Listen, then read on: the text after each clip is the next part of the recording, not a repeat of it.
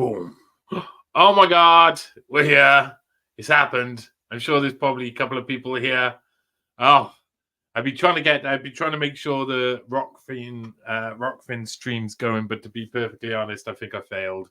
And the whole screen's a little bit blurry. I've changed my setup a little bit, but I think it's gone all right. I think it's gone all right. So who's here? Let's make this screen bigger too. I've had such a long week of doing stuff, so I'm like, you can see. I woke up today and it was like I had a hangover, and I was just like, oh my God. And it's the first time I felt like that for a long time. So I think I had strange dreams as well, though. Strange dreams in the night. That's my life nowadays, DC. If you're joining us, I'm sure you made your cuppa. I've made, I think I'm going to make a nice calming hot chocolate every time I do one of these. And evening, Rosworth. Hello. And Ellen, buena noche to you. It's a definite buena noche drink. And New York smells like piss, boycott New York's. The awesome tagline. Hi, how's it going? The voice of an angel. I don't know about that. I don't know about that. I know I'm a problem child. That's what I know. Some people don't like my voice, mate. Some people don't like it. And I talk in many voices, don't I? I speak in many tongues. Nah. Hey, DC, you are here. I'm glad to see everybody is turning up and is around. And it's been a long time. Hey, if you've got any questions, I'll be, of course, taking questions.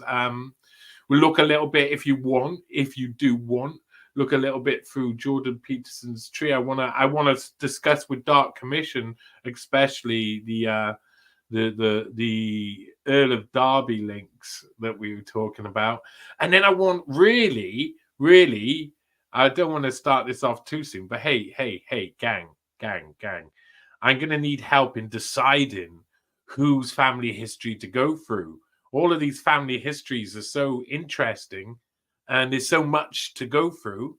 And I'm going to have to decide. I don't even need these headphones on. That's amazing. I can take these headphones off, in actual fact. I don't have to hear the muffled sounds of my own voice, of my angelic voice. I'm not sure about that. Sometimes I can put on a little bit of the Welsh, because if I was to speak in Welsh people sing. So we've always been known as the land of song, and that's partially because we sing when we speak. So you get right into Wales and you get some really interesting people. They're like, oh, hello, how's it going? Ah! They literally, they're like off. They can't control how their voice goes off. And that's partially because of the way you express things in Welsh and how funny Welsh people are. Yes, Ellen. RFK Jr. is definitely in the works for the Family Tree Fund, of course. And I've already been finding some interesting things I didn't know about RFK Jr. And what's interesting is, remember that RFK or JFK, their lines are half of what RFK Jr.'s lines are. So RFK Jr.'s lines include RFK's wife. And she had, they were trying to make a dynasty. And for that, you need to marry into the bloodlines. So we will see some bloodlines. Yeah, Bill Gates is a must. As far I've gone back on that one strand. I've gone back on the Gates name, only the Gates name. So William Gates the third, second, first, Joseph Stanton Gates, Israel Gates, James Gates maybe is called, Stephen Gates the second maybe, then a couple more Gateses, and then there's Stephen Gates the first, then Eustace Gates, and Jeffrey Gates the third, Jeffrey Gates the second, Jeffrey Gates the first, and I gone down that line, which is just to the Gate name, and that was when I was just trying to prove, look at how simple it is to go back just on the name. And I didn't really use the software properly to build up entire family trees, but I mean, I'm getting good at this family tree stuff. Though I mean, I got to be careful because there's loads of pitfalls in family trees. You make assumptions about things, and you can end up down wrong paths really easily, and then everything you do afterwards is wrong.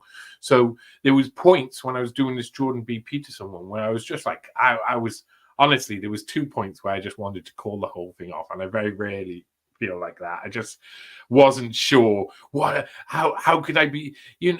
It's something weird happens with the records now and the records then.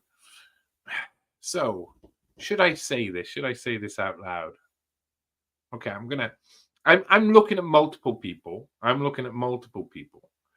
So I'm working along the theories that if I build up a range of trees from people who are influencers from all walks of life, all range of people, that I am going to be able to make sense of something. Something will come out. But I've got to find a range of people. I can't just target certain people. They got to tick certain boxes. So they got to be a major influencer in politics, business, or on social media. Yeah. Those are really all on protests. Things like this, they sway the mind of a large amount of people, and then those people make their political decisions upon what those influencers have said, whether they be in politics, business, or social media. So, of course, RFK Jr. is on the list because I want to really understand both the Kennedy lines and the other line. And of course, I've done Jordan B. Peterson, and that was a really good launch because it's like really inert for me. I don't love him or hate him. I've watched all of his work multiple times. I've enjoyed it. He's given me massive benefits for my own mental health, my own understanding of self. But those are things that were passed on by other people mainly. He's a very good messenger for interesting thought processes, but you don't have to take those thoughts as logical conclusions. You can choose to go on yourself. You can choose to make up your own mind. You can choose to say, I'm not going to do what Jordan Peterson advises at the end of the lessons he gives. I'm going to take the lessons in, and I'm going to make my own choice and my own decisions based on those lessons. And that's how we should do it. And I like that he's being a messenger of truth loads. But in the same way, I don't like his backing of vaccination and backing of the Israeli sort of state and state of affairs.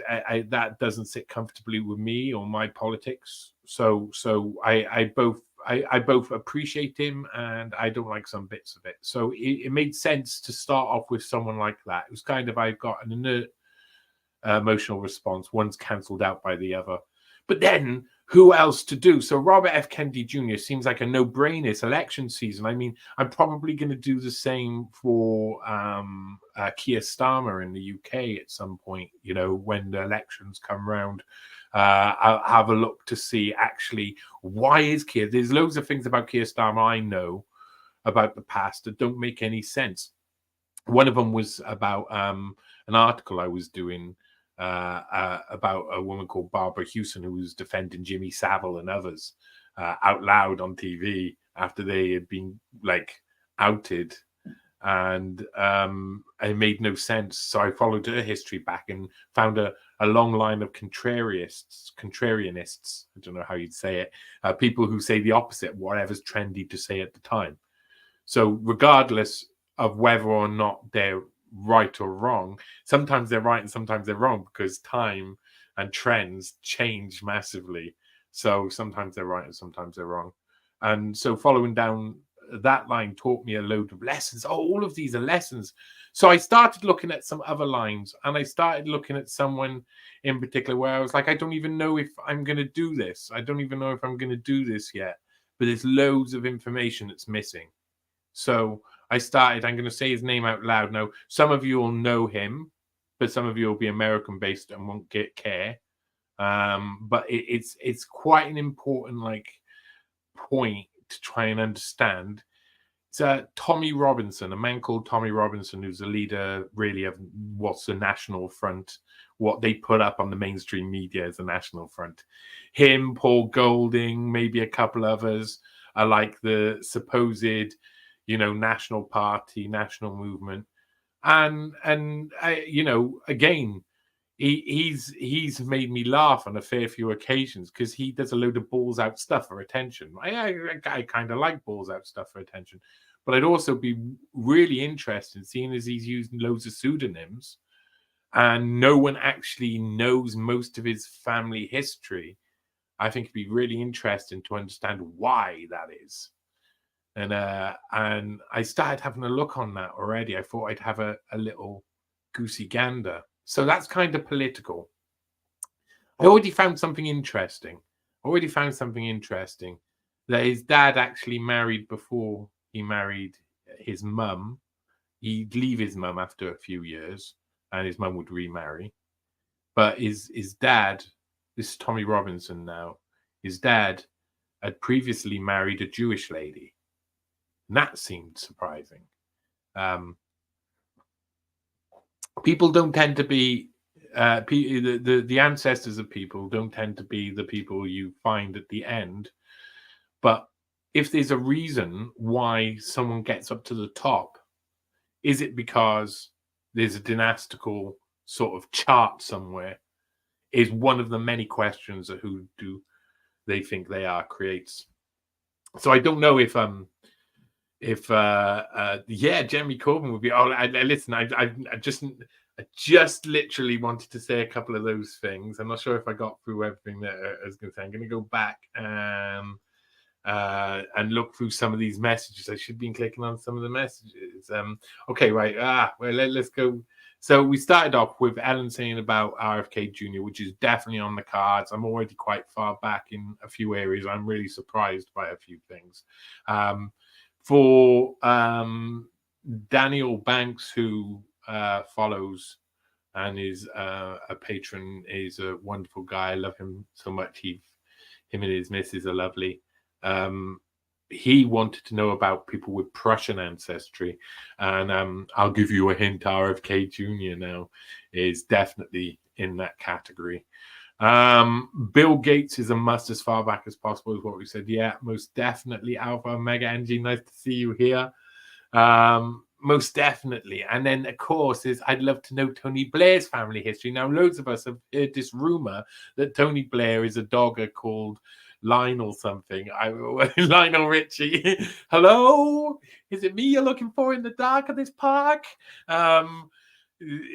What was his name? Someone here is going to know Tony Blair's supposed pseudonym. Lyndon. I can't remember. Anyway, it's a Lionel or a Lyndon, and apparently he's a dog that hangs around in the park, and Tony Blair isn't his real name. Well, we'll find that out. I'm not sure if that's quite true, but maybe it's been put out there for a reason. Part of that reason is because his name is obscure. You see, when these rumors come up, what I found when researching the big people is that you tend to find that someone's at some point has tried to detach themselves from their own name and their own history. And has hidden their history, and so people then have loads of room for speculation, and there's nothing to counter the speculation. So when I started researching Schwab, there was this one girl who was going, do you know that there was a Schwab in Germany who married a Rothschild? That means Schwab is a Rothschild. And it was like trending out there loads, but it was just taken from a family that was from a normal Schwab, a northern Schwab house, no relation to the Schwabs from Baden-Württemberg. And that is an area of Uber-Schwabia. Those guys actually trace back to a load of like princes. I know they're like landed gentry in Germany back in the day.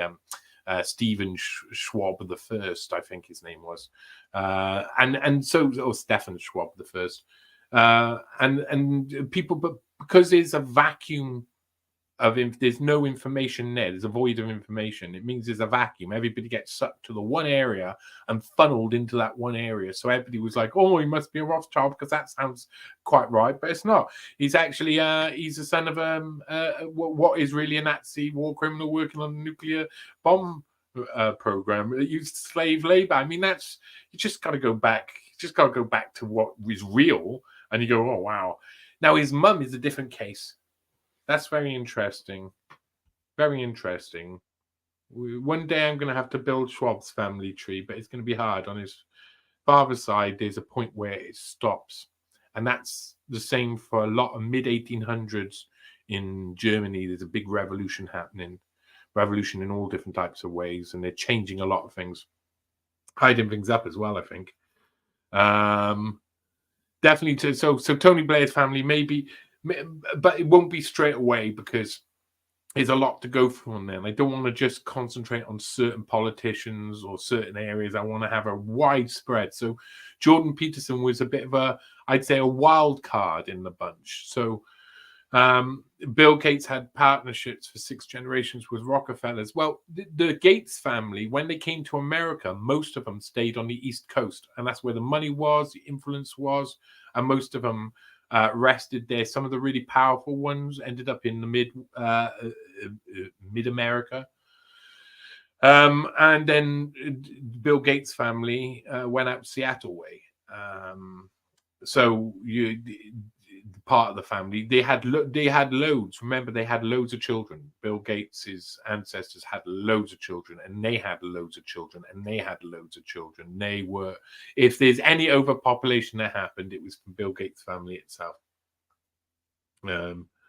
Gates from family, yeah. Related to 6 signatures of the Declaration of Independence. Yeah. Signers of it. Yeah, there's gonna be. Now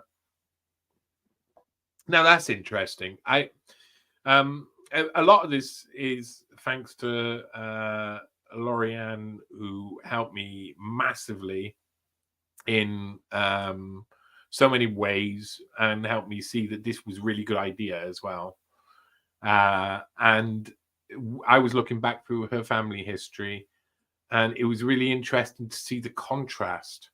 There was obviously one of the big moments in American history is actually the English Civil War, and that period, the 1600s, because that's when the power was decided, the reign in power, and a lot of people are now outside power. And that, when that happened, people left for the New World. So families would take what they had, sell up, and leave for the New World. And so that meant you had 2 different types of people, 2 different types of genetics.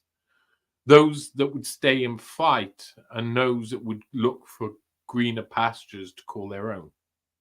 And that kind of expressed, I think, through time and trend, to people moving across America. And it means that some of the families I find are all, settlers, colonialists to an extent.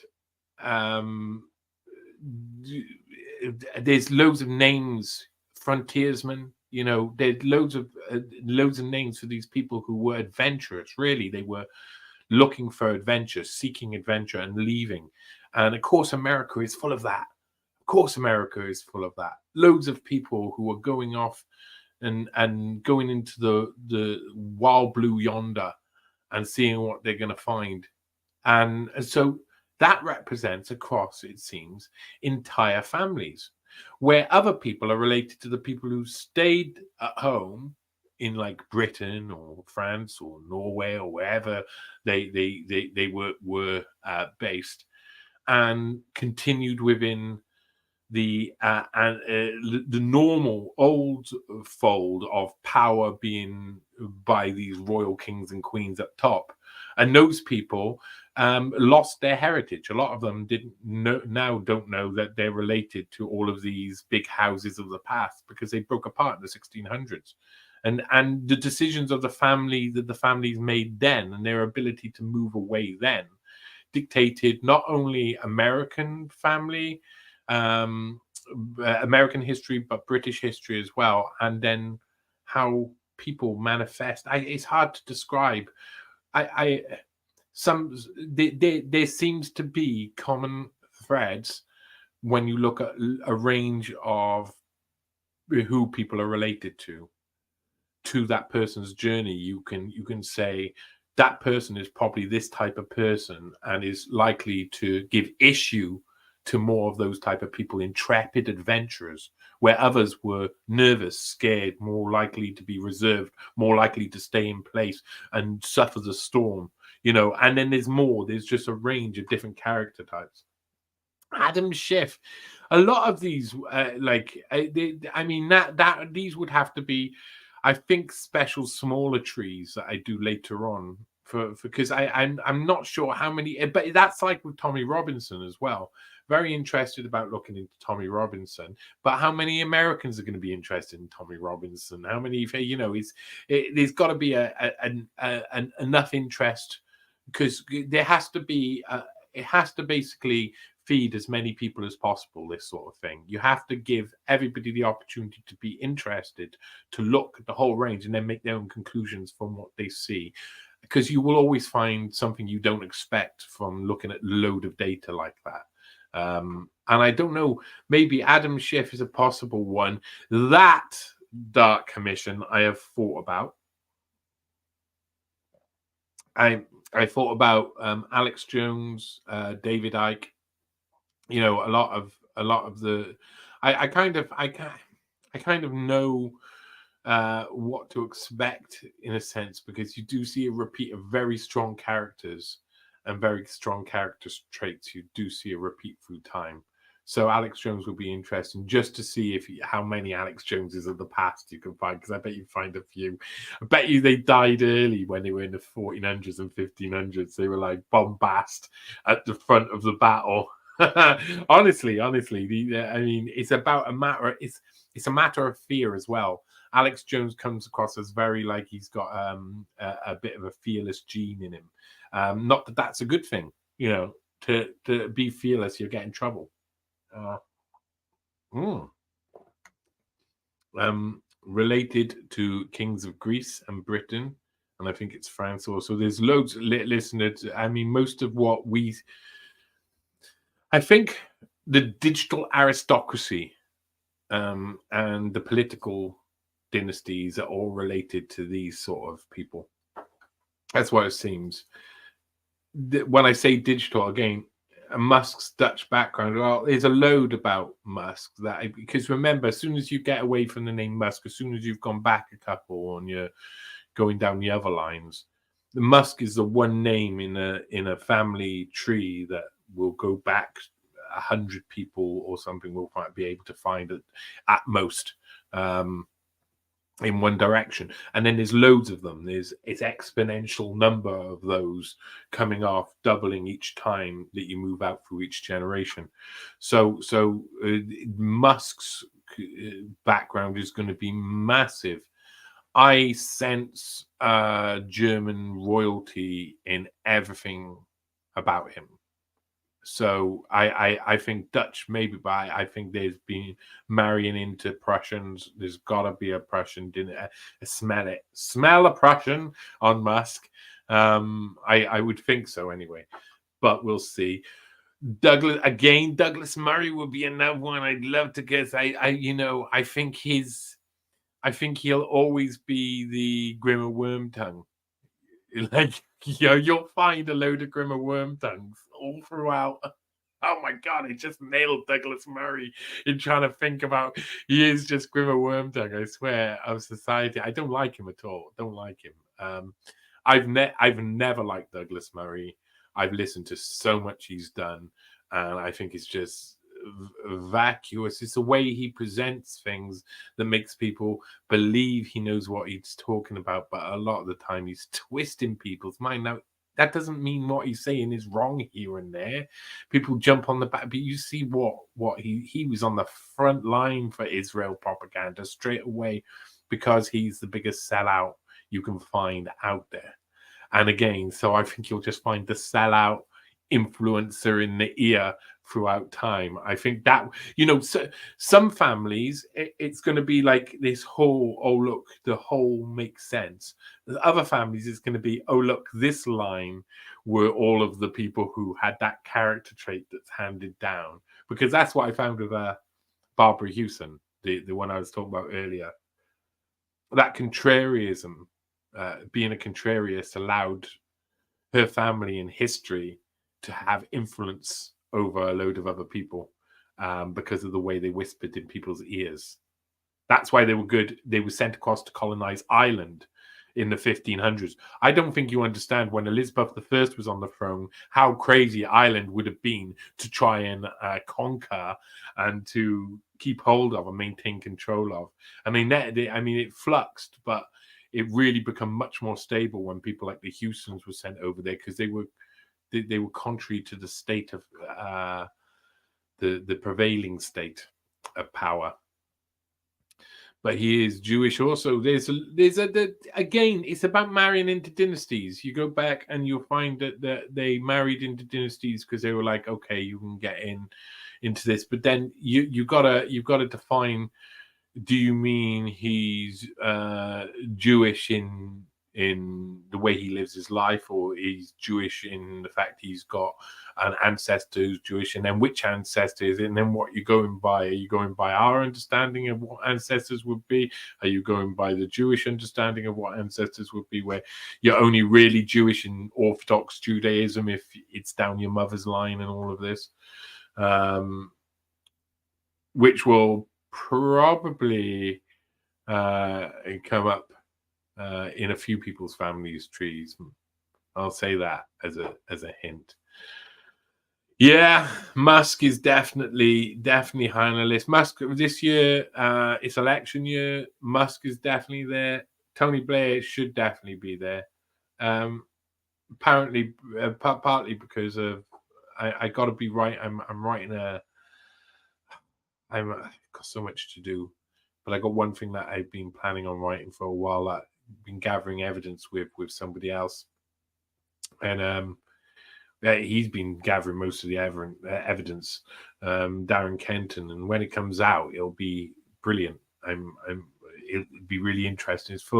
It'll be for the election, British election, and it will definitely look at the death of John Smith. So it's pretty serious stuff. Could do the PayPal mafia. It would be interesting. Teal would be really important. That would make a lot of sense. And yeah, there's agreement. Alex Jones is a good one because, we want to know a lot of it is about the influencers. Is about, because this is something the want to influence people in certain ways seems to be a character trait that does get passed down. So, it does seem to be that people express their intentions in the same way in public. So Eugene Schwab is very much like Klaus Schwab in the way he acted and the way he presented himself. And that's probably so for that strand of the family. Now that's an influential group. Reid Hoffman. Reid Hoffman is the Soros number 2 of America. How many Hoffmans would he be related to? I wonder, because there's a lot of such Hoffmans around in history. I come across them again in the Harvard clique. There's some Hoffmans too. Hoffman was a friend of one of the Hoffmans was a friend of Guido Goldman back in the start of the GMF too. I think his name was Hoffman. It's pretty important to it all. Trump, I suppose. Yeah. I know. It's hard, isn't it? Because I think I followed Trump's ancestry on one part of his ancestry back before, and it was very Scottish. If it's very Scottish, it wasn't that many people in Scotland, and they seem to be all right off, and that usually means that they'll go back probably to the wealthy families in Scotland. And so then that'll go back to, as we see, if you go back to Scotland, Scottish wealthy families in Jordan Peterson's line, we did, and we ended up with the Bruce family, Robert the Bruce, Robert III, in about 1000 or something. So they got loads of wealthy families, mainly because, like Normandy was big at that time, the 1066 time. So was Shetland and Orkney and other places. I'll show you something actually. Let me put this smoke in my mouth, and let me just look for this. Do a little song in between. Okay, and let's find a good, and I will share a picture. I promise you, I am coming with something very, very interesting. Actually, we'll do a couple of very interesting things here. I just got to quickly, take that away. Let's try it. Let's try it. Let's try a share here. Okay, ladies and gentlemen, sorry, I didn't set up this because it only come up in my mind just now. And just got to wait for the... Here we go. So things might slow down a little bit. I hope you can see this. We're looking at for a good version of this, which is a genetic map of the UK. I'm not sure if I've ever shown anyone this properly before, but as you see, this is really let's look for a better one. This is, I think this is a bit, oh god, this is not better at all. That's worse. It's a really good one that explains quite well, but I gotta actually find it. Let's just go with this. So here you go. You see this red. This was done in about 2013, 2014. They created what's called a genetic map of the UK. And it includes, as you see down here, the red, that's French. That's the Normans. When they invaded and took all of that land, this is all from French ancestry. So it goes all the way up to here. But you see, still in 2014, the genetics, they were taking samples from grandparents of people who lived in the area, and the genetics who were brought up in the area, and the genetics came back to show which one was the predominant, and they haven't changed in many years. So central South England is Norman genes. It's basically the same genes as you get in the in Normandy and Brittany. And down here, the pink, that is Cornwall. And then you've got the Devonians, really, down here, these circular ones around here. And you got the Welsh border lines. That's roughly, I mixed with the Welsh borders, and South Pembroke is really a lot of the Welsh who are, and these were called the martial lords, the Welsh borders, these purple crosses. These were the ones that sold out the Welsh kings to the English, to Edward I and II, and so on. Traitors!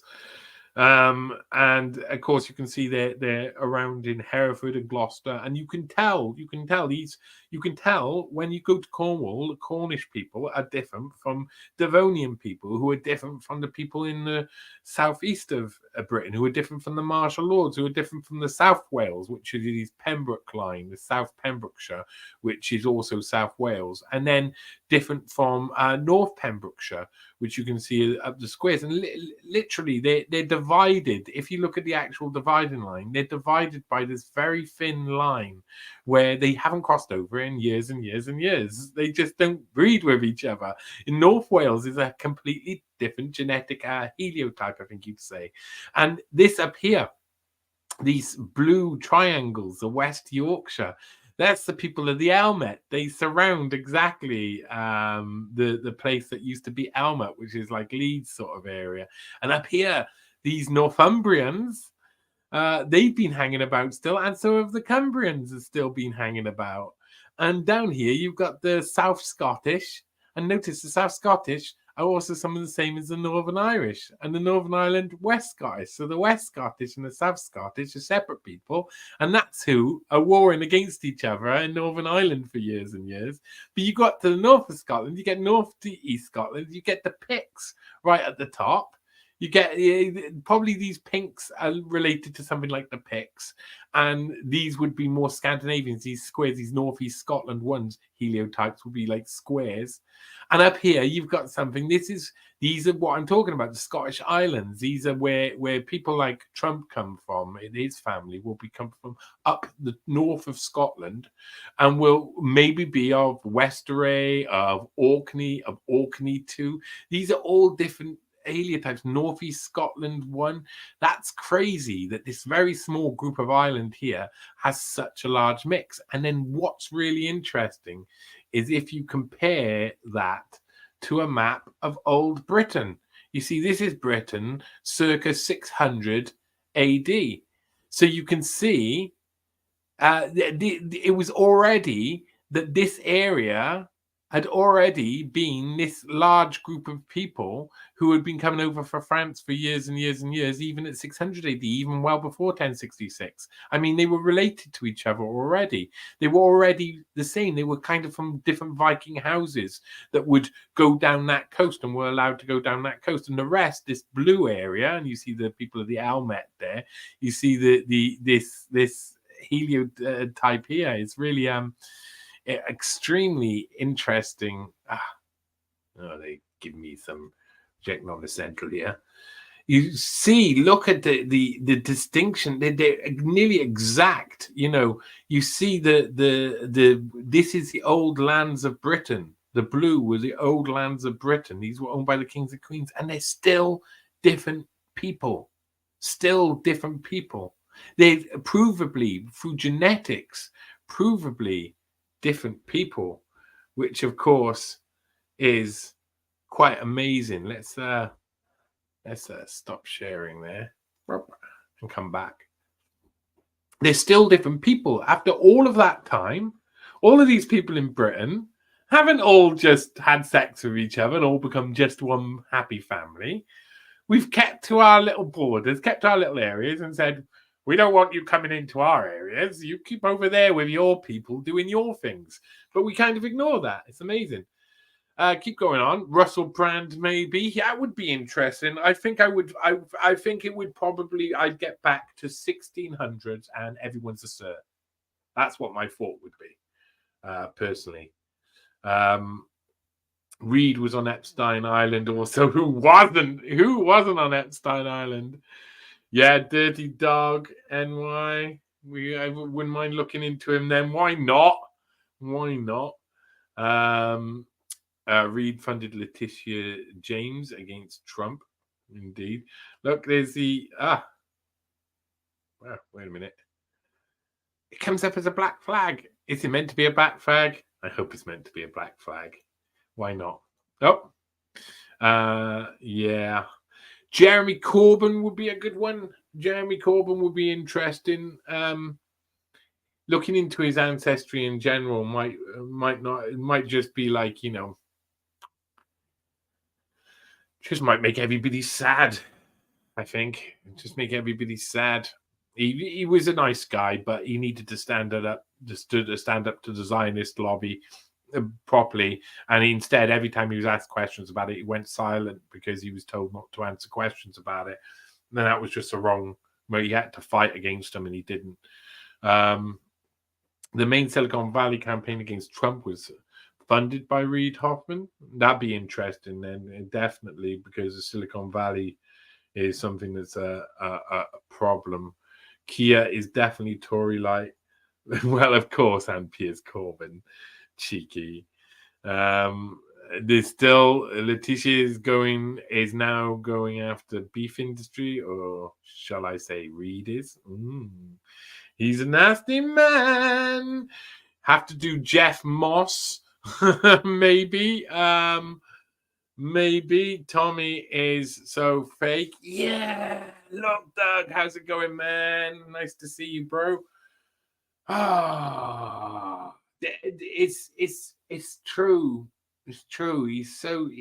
Tommy Robinson is so fake that he's got so many different names, And it just bothers me. It just bothers me. It doesn't bother me because I want to prove he's a liar or something. I really don't care. I just don't believe the hype. I never believe the hype. As soon as there's hype, I'm really suspicious. And then anybody who believes the hype always takes a side, and they always end up going, "Oh, I probably shouldn't have taken that side" at the end of it. So seems to be that if you cut out some of these silly mistakes and errors, you won't follow bad people. Tiny Blair. Hiya, Susie. Sorry, I got Tiny Dancer stuck in my head now. Thank you. Thank you very much for some reason. Tiny Wanker. Hey, Tony, Tiny Wanker. Yeah, something like that. Jeff Moss is Bill Gates' illegitimate love child. Ooh. Well, it'd be hard to. I mean, yeah, listen, I can't. These family history gigs are going back into time. They're not solving the things that are happening now. I can't solve the fact. I can go back and look at people in time. I agree. Tommy Robinson, or Tony Robinson, or Tommy Robinson. Tommy Robinson. Tommy Robinson. They definitely don't like you searching for Tommy Robinson. Already really interesting. I find it really interesting that his dad was once married to a Jewish lady with the last name Lazarus.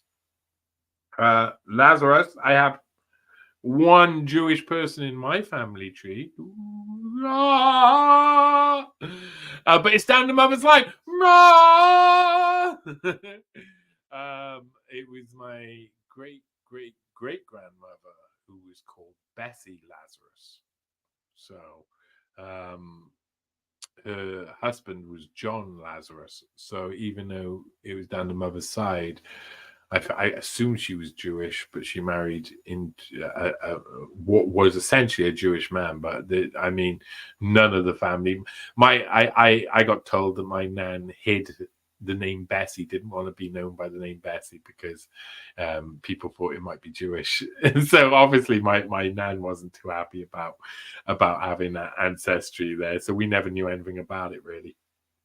But don't tell a Jewish guy, he'll try and convert me. Yeah, I've had it before. It's funny. How about Rogan? Something not right. Big supporter of Musk and some of the other leading alternative. Again, these are big influencers. And his sponsorship by Disney early on in his career. Sus. Super sus always. Listen, Joe Rogan he's a bit of a monster, isn't he? He's on the independent media front. I mean, you can get bigger, supposed independent media. You can get bigger. And look at the times where the stress was most important. So as soon as COVID pandemic happened, he brought on the biggest propagandist for the other side and only gave them slight challenges, just let them say whatever they wanted. So he's used as in a certain way. And I'm the people he plugs out there, people who are like, these are people like Lex Friedman, complete construct, super construct. You can't get bigger construct than Lex Friedman.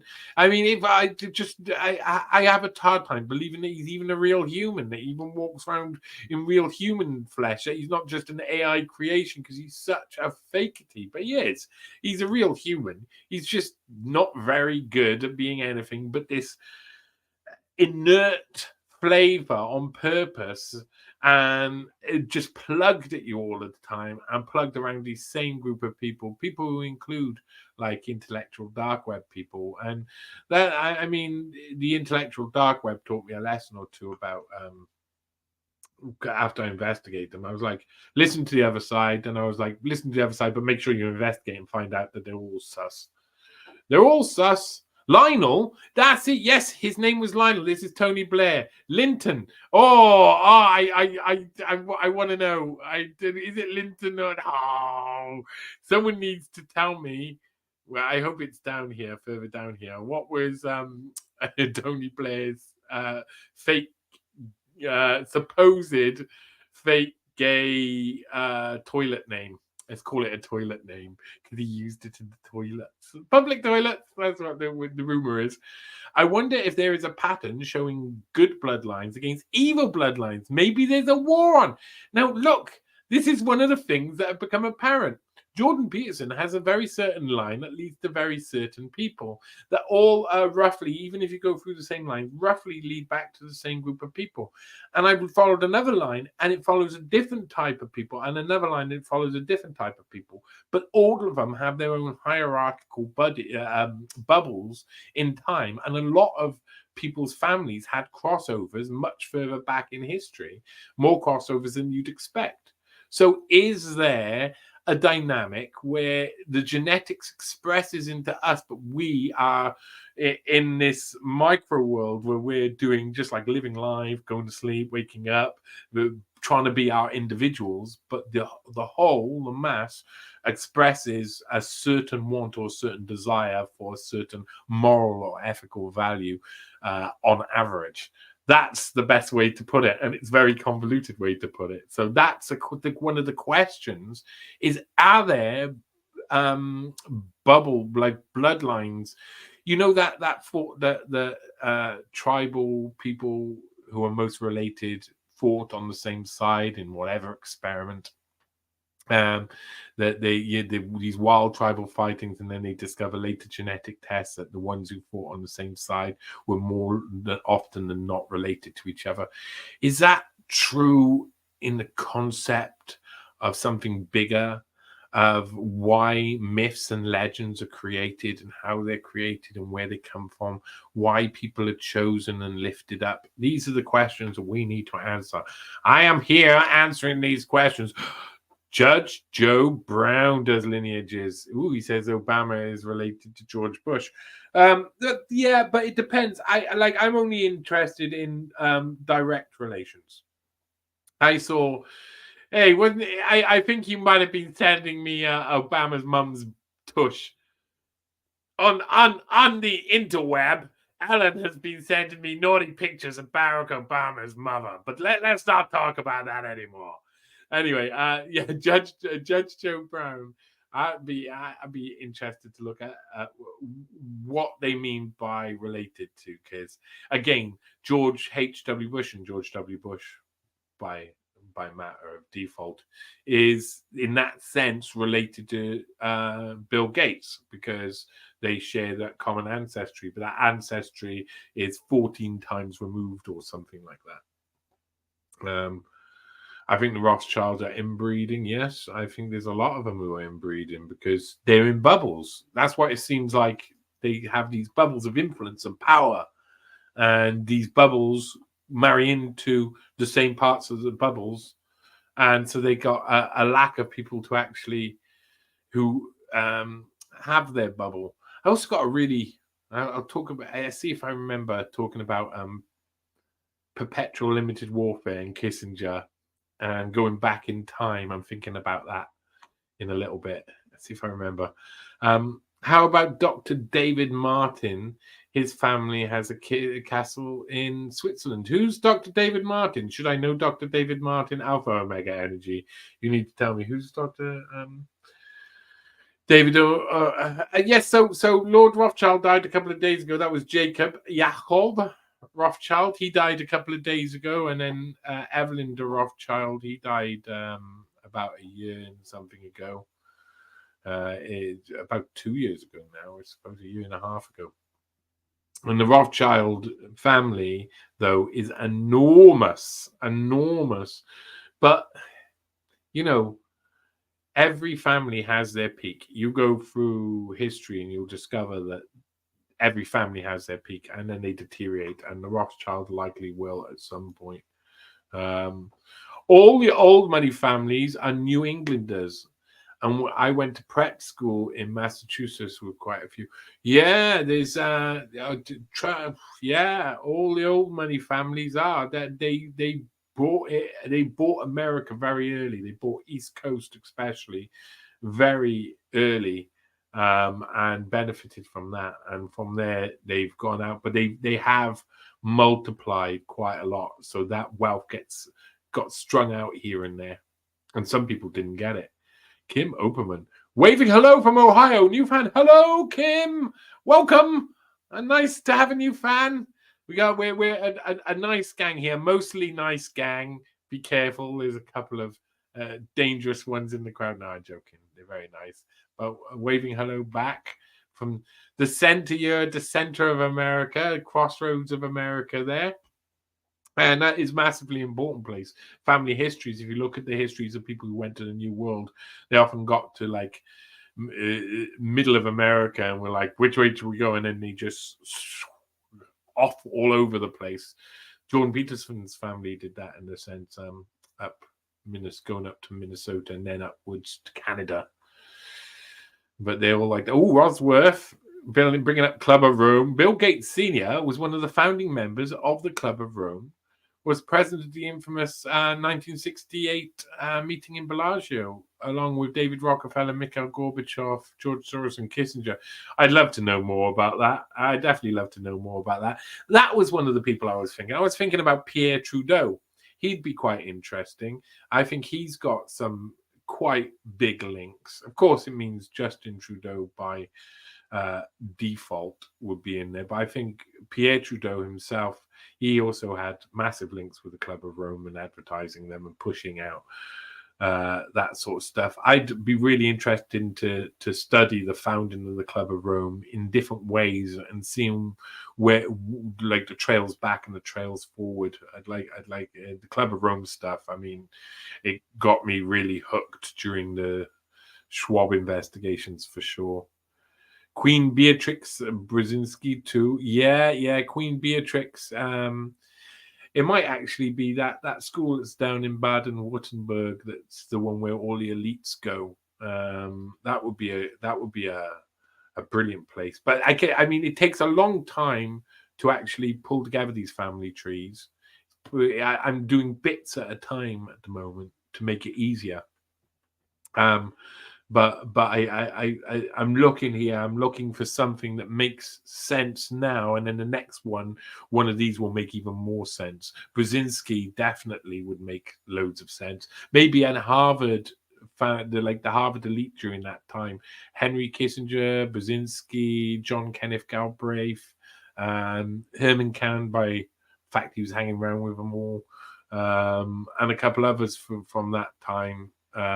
Would be very interesting to look into. When are you going to go to Mexican border and get a free ride into America? Oh man, I almost did that, man. Back in when was it? October, November, the year before last. I almost went, tried to smuggle myself into America. But it didn't. It ended up happening. I wasn't allowed in because of the not being vaccinated business. But I don't know. I wouldn't mind going for a free ride through America. Yeah, but I go free ride into America. Just end up on the streets. Man's got to make a living, you know. Man's got to make a living, whoring himself out here, exposing the New World Order like this. How did they all meet? Who are you talking about now?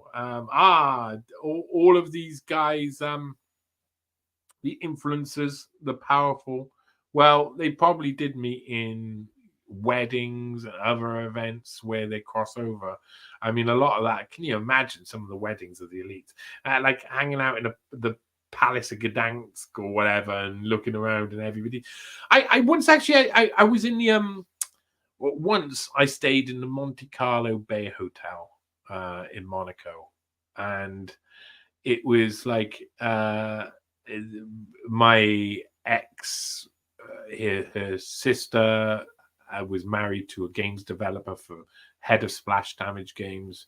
And so he was like, hey, you want to look after our baby for an hour? We'll pay for you to hang out in Monte Carlo for a few days. And we were like, yes, of course we do. Because that's what we want to do.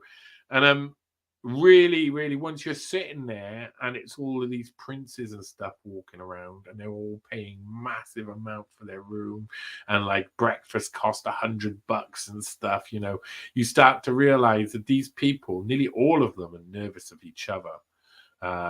It's like snakes that know that they're all snakes in a big snake basket and no one's allowed to take pictures. it's a very different world, but there's a very small network of people who are that rich, and they all meet in these areas. And you stay. I walked by, and there's like Tom Jones sitting around talking with a couple of famous people who I don't know, and someone else over there famous speaking with some other famous people that I don't know. All feels like they've got a very small world, very small world. It boils down to Pueblo versus nomadic. Yeah, okay. I can dig a bit of that. It like whether the gene wants to get away and wants to go across the other side of the world and wants to do crazy things for sure. I don't know what to joke. Oh, the Mexican border.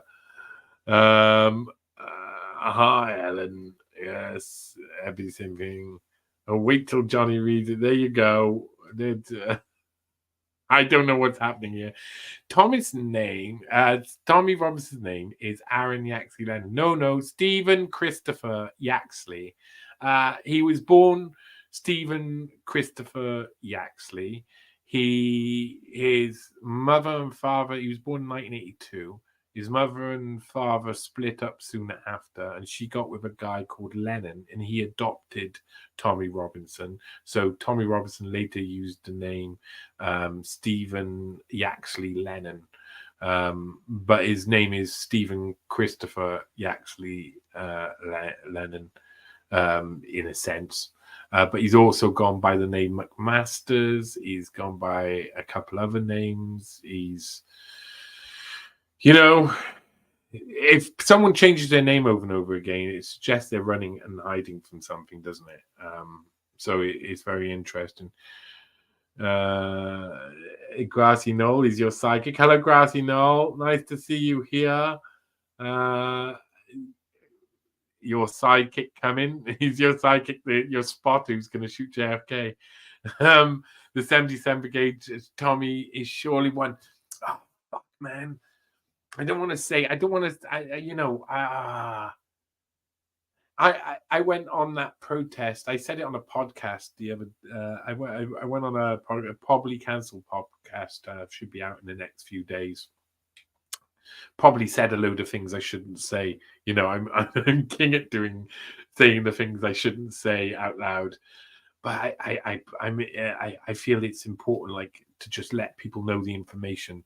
So I was like really sussed out at something that happened in Britain recently. So it was the Voice of Wales boys were at a protest, and I knew the protest where it was happening.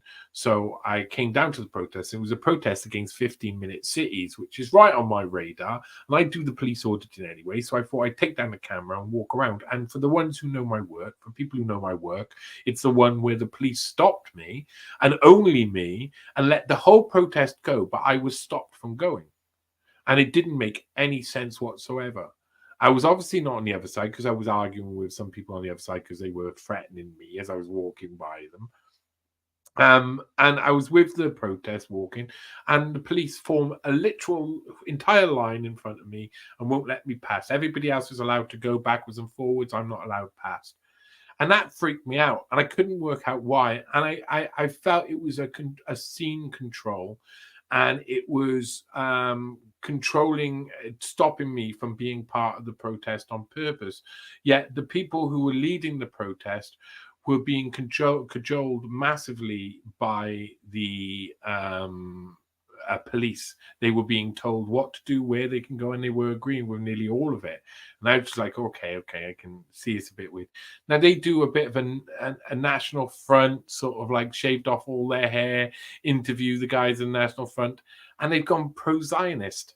Because I suppose their thought is, the thought is, people want to be anti-Islam, so that means you can make them pro-Zionist. But why would you want to make them pro-Zionist? Can't you be anti-Islam and anti-Zionist as well at the same time? It seems like a purpose sellout at a time when you're not supposed to sell out at the most important time. And it felt contrived. And the whole thing, there was someone who was with them, who I would say was like avoided speaking with me, as much as they possibly could. I was unknown entity. I was not supposed to be there, it felt like. And I felt like most protest movements and far right movements and things like this, they don't let real people in. They don't let real people in. People who may say the truth to their face, maybe you could say it's as simple as that. But I think it's much more that there's a 77th Brigade feel about it all. That I watched the people who had their different roles. So the person who was behind them, you could say, um, was very distant from me, saw me as a threat straight away, and I felt that they were told to get me out of the protest. I wasn't allowed to continue. They're cutting me out of it, and that's what the police did. And then that got controlled by a group of people who I think already knew who I was. And it was all very strange. They gave me basically no reason. One tried to claim that I might be with the counter protesters for a little bit, but barely at all. And it felt like they were taking me out because I wasn't controlled. So I think if you go to a protest and you're not controlled opposition, and you're not just clueless to who's actually organizing it, and you've got some ability to sway propaganda or take a record, they take you out of the game. So I felt like I was taken out of the game. And it's bizarre. It's a bizarre video to watch because I'm trying to find out of them, but they've got it going on in their ears. And then at some point they look like a bit panicked and let me by all of a sudden. It all felt like it was keep him away from the protest. Don't let him become a face on the protest scene. Don't let the protesters listen to what he's got to say. Don't let the people. It's all got to be simplistic. It's all got to be these guys are the enemy. Let's make the sides. These guys are the one side. We're the other side. We're the good guys. We care about you. We care about your communities. Support Zionism and the destruction of Gaza. That's the route it goes. And I'm not one of those guys. So I feel like there's a 77th Brigade all over the place. And in the media, there's all sorts of things like that going on from all angles. It's a scary place, man. In the independent media is a scary place to be. Sleep, man. Moscow time. Oh my God, Moscow time. It's pretty late over in Moscow time. Pretty early in the morning. Jones was a trial for political prosecutions. Oh, prosecutions. Well, Ray J, you come in with like with a very complicated sentence. Nice to see you. Nice to see you. Jones is a lot of things, isn't he? Jones is a lot of things. I find it very interesting. It was very interesting to speak to him. Very interesting. To speak with Alex Jones because I wanted to test out a theory I had when I was talking to him on the Twitter space, and that I think the theory was correct. That you can, if you ask him a concise question about something historical, he will tell you without all of the guff. He won't add in all of the rest of the stuff. He'll just tell you how it is, and you go, oh. And then you ask about something that he's, you could say, paid to sway your mind on or uses as a tool. Suddenly it's all babies, dust, aliens, whatever. I don't know, anything that works. He suddenly becomes all over the top. But he can tell you history exactly. So he knows, my theory was if you take him somewhere else and he speaks sense, then he knows he's not speaking sense in these other places. So he can't speak crap sometimes and sense over on other times. Or should I say a tryout for political prosecutions? Yeah, that's probably better to say. Yes, but a tryout. There's been a few over the years. They've done this. This is an old trick. This is a rinse repeat trick. I think. Not saying that you're wrong. It's a new era of trying out these things, and he's a big one, that's for sure. But political prosecutions, there's a few of those throughout modern history, that's for sure. We get carried away. Oh, look who's here, Bebe, who always has something good to say. Take a look at my family tree. Every brother and sister wants something for free. Yeah. Well, it's true. I mean, think about your own family, man. Think about your own family. My family is like, yeah. When we think about family trees, we think about our immediate family, and then things get complicated. When we look at someone else's family tree or our family tree in reality, we go back much further, and everything becomes detached. And those people can't have anything for free anymore because they're dead. More fool you, we're the winners. You helped us a lot, though, otherwise we wouldn't be here in this form. So, I mean, um, but yeah, there's a load of people. You go back in time. There's a load of people who can teach you lessons without you needing to give them anything to teach you lessons, for sure. JV is doing family lineages. He just finished up Jordan Peterson's yesterday. Yes, I did. Yes, I did. And it was a lot of work, to be honest, gang. It was a lot of work, I have to say, trying to, and I mean, you can make errors in this game. It's really easy. You get one name wrong, then all the rest. So I had to like end parts of the lines where I couldn't go any further. But I mean, I managed. It was full enough on the one side, especially with people like Dymock and stuff in there, that you can find loads of stuff that is definite lines as long as you're going down the right lines. The Henry, I mean, DC, we were talking about this when you said, oh, I'm apparently related to one of the other Darbys or whatever, and that Henry of Derby or Henry of Orton on the Stanley line is really massive, changes the direction of two family trees. One, you're 3 generations down from Henry VII. From the other one, you're heading towards the mother of William the Conqueror. So it's like, really interesting switches. Wow, interesting. I guess I had someone on the Mayflower. Hey, Grassy, no, I tell you what, there's Laurie, she has loads of people who are going across to the new world. These adventures we're talking about on the adventures are fantastic. It's really interesting stuff.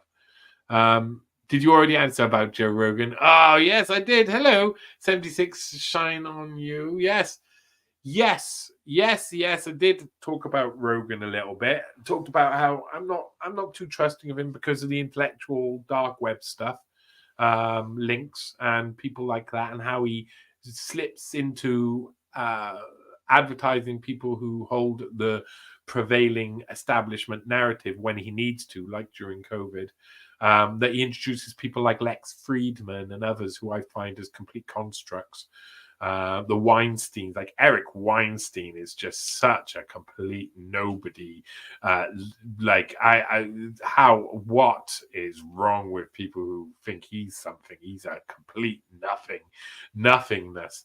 His theory of everything is complete balls, and everybody, like anybody who bigged it up, like Marcus De Soto, you've got to be like, dodgy. Why would you even do it? It's like the people who were saying Epstein were genius. They were saying it because they wanted money or they wanted influence. But Brett Weinstein worked for a hedge company that won't tell you what he's investing in because it's really bad stuff. And then before that was part of Edge when it was fully funded by Epstein and claimed only to have met Epstein once and was suspicious of him. And it's just like, oh, come on, you're placing yourself. And he was UN before that. And it's just lied about that. Don't hear the truth about that.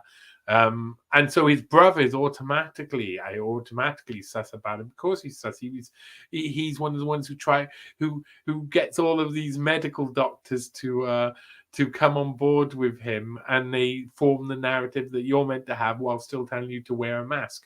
I'm not sure that they're on the right side. They just sound like different manipulators manipulating in a slightly different way and only aiming at the people who are already woken up and trying to put them back into some sort of bubble box that they got in. And his whole rise to power, Brett Weinstein, oh my God, there was these terrible attacks on campus and we were all in fear and we had to lock ourselves in the office. That sounds like January 6th, doesn't it? Doesn't that just sound like the same thing? Oh, we had to huddle because we were scared because people who didn't like us were protesting us and saying things that were nasty about us. boo-hoo little baby Weinstein. That's what I got with Brett Weinstein. He's a little crying little baby boy. And one of the most amazing things I watched was Brett Weinstein telling a load of black men how they should feel about being black. That was one of the most, I just, like, there's just a load of black men watching, like, and I'm sure they can work out, like, oh, we all been brought here to be told how to live by this white Jewish guy. I'm not sure why I'm here, but they were still there because he brings in, because he's been advertised by people like Rogan and stuff with the intellectual dark web, which included Dan Shapiro, the little puppet master who's just pushing, so like whataboutism. 96% of what he says is whataboutism. If you agree with Ben Shapiro, look at what you've just agreed with, and then go and look for the definition of whataboutism, and then you go, oh, it's a fallacy. Oh, you just showed me and another fallacy. Oh, and another fallacy. And nearly every second sentence is a fallacy. I am taking suggestions. Yes, I'm taking suggestions. I'm singing the songs. George Galloway would be interesting. I'm not a fan of George Galloway. Partly because of him putting Maria Farmer front and center, and they obviously don't check people, but she was in one of the interviews with him, she was trying to say shit about myself and someone else with careful language, but still it's a form of putting people up who are complete operations. And he come from this, like, all of the Russia Today crowd from the past, the ones who got linked up and in there, don't trust them at all. Zero. Every time I look into them, they're a construct. Every time. So the people who went up through there, I'm just like, don't trust them at all. And Galloway is top construct. You know, you funnel all of so you've got the ability for an independent candidate to take Rochdale. Are you going to give it to someone who can actually make change, or someone who's going to be like, me, I got all the power myself and it proves something? Well, what does it prove? What are you going to do with it? Completely nothing. Absolutely nothing. But it's just a way to funnel the resentment to the political class through somebody like Galloway, who can be bombastic and use language that can fool you and say things, the right things to the right people at the right time, but not the things that need to be said to make change. He is a walking supposed protest movement. And the amount of airtime he gave Maria Farmer, where he can go F himself in the A, if you know what I mean. Chris Hedges. Ooh, that would be interesting. I try not to I try not to look too hard at some of these people, because my bubbles get burst. I can't figure out what to think of George Galloway, says Ray J. Don't think he's on your side. He's Mr. Number One for Mr. Number One. He's bombast. That's all he is. The whole rest of it, people feel like this, like he trends like this. Right now, everybody's like, oh, he's right. He's doing the right thing. Yeah, he's doing the right. What was he doing? What's he doing? Taking a seat off a Tory and a Labour Party and Liberals and Greens that are easy to take off them, in an area where he could talk with people and be like, I met with Saddam Hussein once upon a time, so that gives me some sort of credence, and I'm an anti-establishment person. And everybody goes, oh yeah, well, he must be, because that's what I think of him, because that's what's being portrayed of him and shoved in my face over and over again. So don't believe that he's actually going to change anything or do anything for anybody but himself. It's George Galloway. And the people he puts on, he doesn't even check them out. He doesn't even check out who they are. He doesn't care. He has researchers who are pushing out lines, and he puts out whatever pushes is the same line as him. Bruce betrayed the Scots. Oh, the Bruce. Which Bruce? I mean, I went back. I ended up getting into the Bruce family in about 1100 in one of Jordan Peterson's line. You got the Bruce, Robert the Third, the Bruce.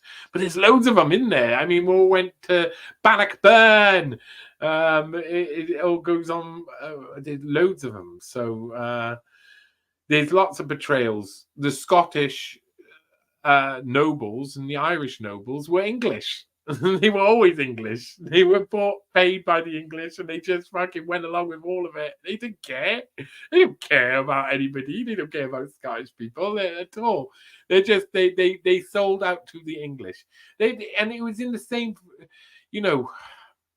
I have loads of things that go through my mind, but really all of these people came from these Viking, Scandinavian sort of societies. Like they were societies that were bred from this, and from it came things like Normandy and Shetland and Orkneys and all these powerful, and the House of Moray and Ayrshire and all of these powerful groups in these areas that would push for dominance in the region. But once the Normans taken over England, England was set. And it was going to be way too powerful for the Scots, and the Scots sold their people out all over the place really early for personal gain. You're right. They say Galloway is an opportunist. Yes, if that's true, then why wouldn't he take the easy route and suck up to the people in power for money and recognition? Current BBC Guardian, because that. If you got no he's not the type of character who the BBC wants. He's not the type of character that Channel 4 wants. He's not the type of character that any of those people wants.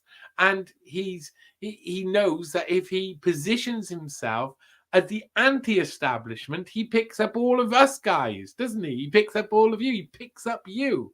If he's an opportunist, why isn't he just like taking opportunities when he can and making nothing of them? Because that's what he's doing. He's making nothing of many opportunities over and over again. Takes power, wins power somewhere, and just leaves it all dwindle away. That's what he does. Is what he likes to do. I'm just gonna also check over. I have a really hard time getting Rockfin to work. So if it's going out, I hope this is going out on Rockfin. But if it's not, I do apologize.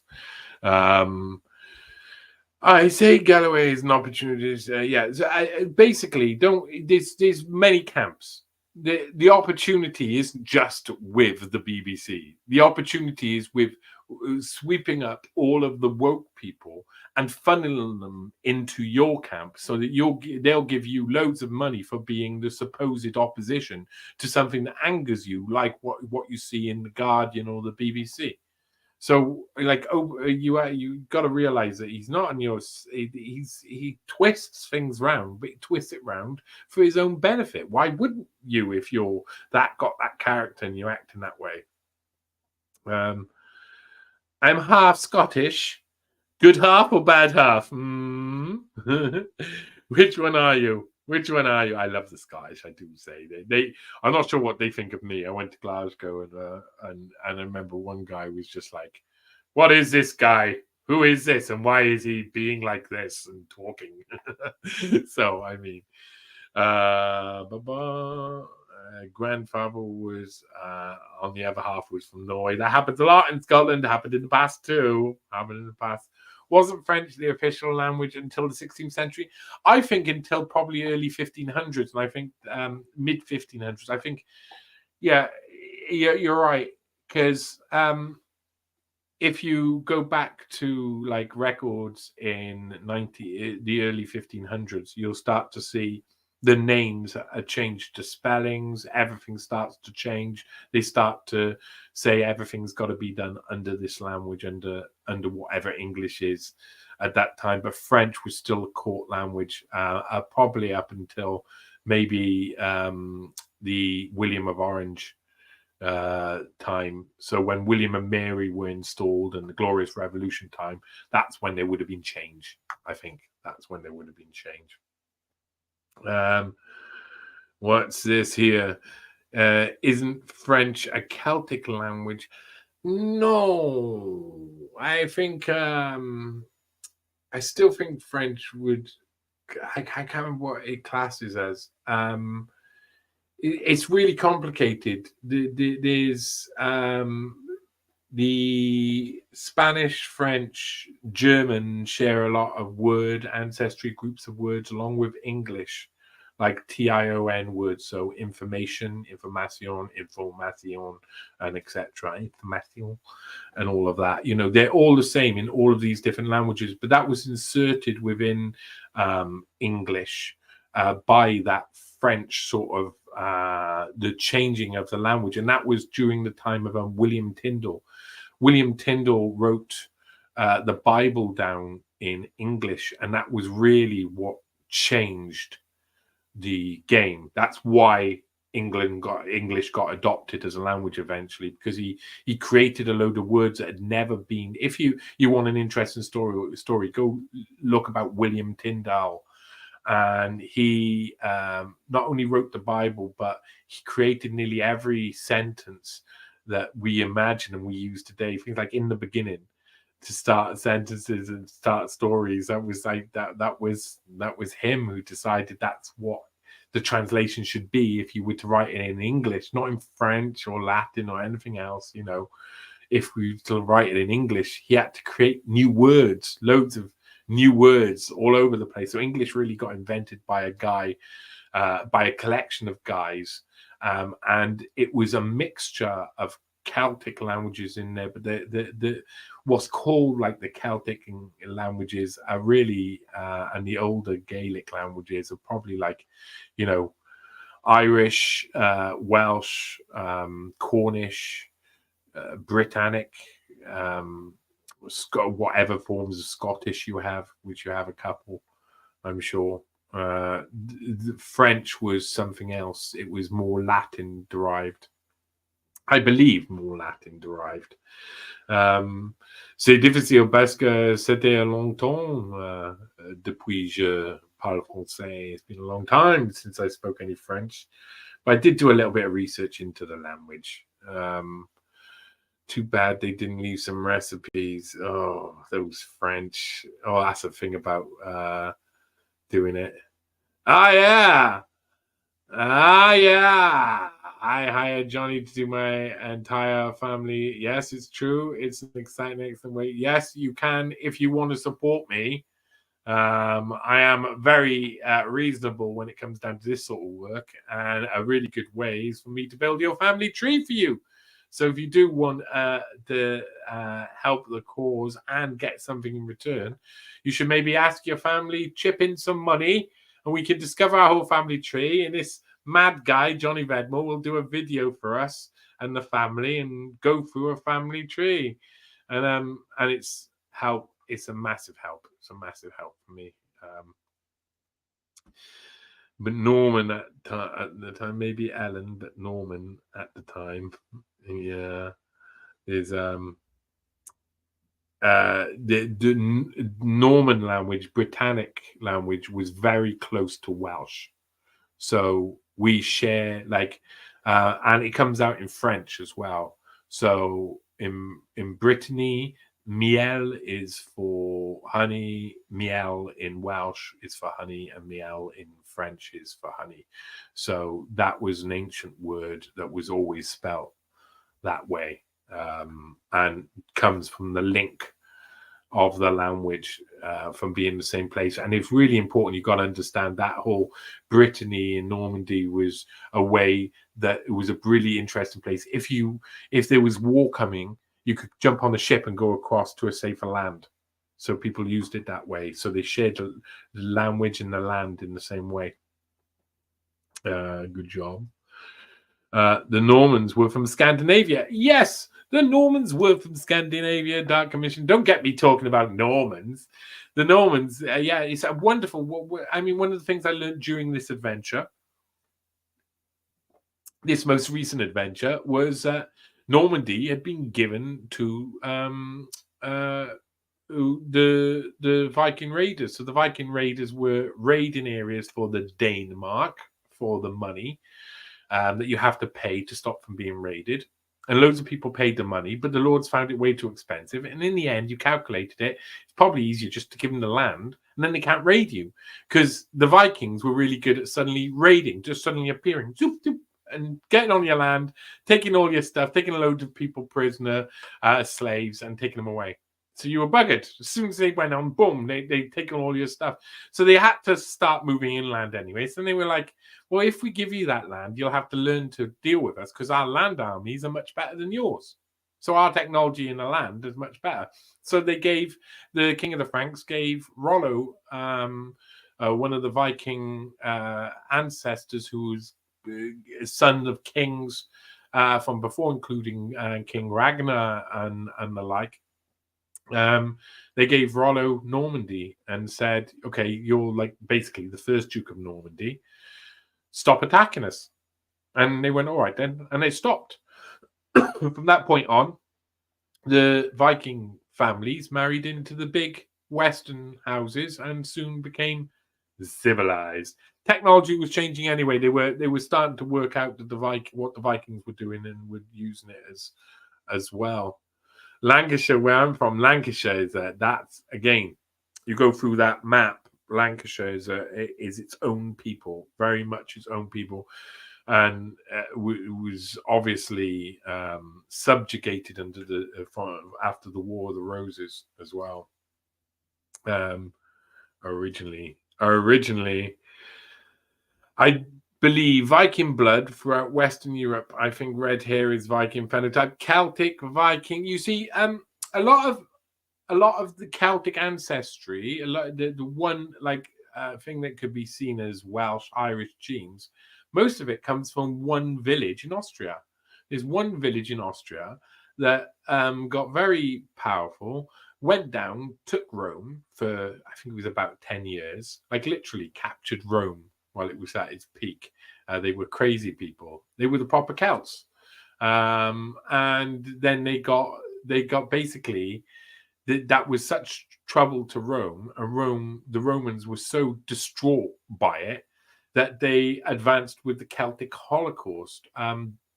Dan Carlin does a history talk about called the Celtic Holocaust on it. It's really amazing. Basically, the Celts were originally from this little area of Austria, and they basically took Rome, and this pissed off the Romans and gave them headache so much that they went to find them and track them down and kill every single one of them. And one of the obvious signs of who they were their extremely red hair. And by the time that they got into a point where they were being pushed by this massive Roman Empire upwards, they ended up very much within those areas too. So I think there's a lot of that as to play. But red hair is something, I mean, even in France, people you don't see red hair so much. So in Wales, there's loads of gingers. We got gingers everywhere in Wales, and same in Ireland.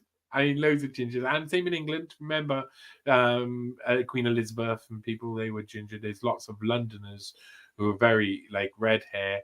But when you go up to the north of France, I mean, I went to Euro Disney one time, and I went with one of my ex-girlfriends, and she had a little daughter who had really bright ginger hair. What a lovely girl, Erin. She was lovely years ago. She's grown up now.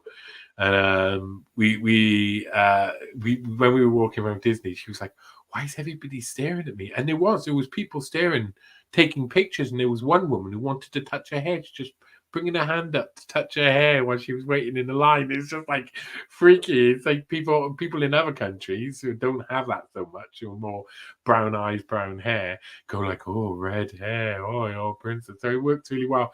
But the red-headed people were chased out, really.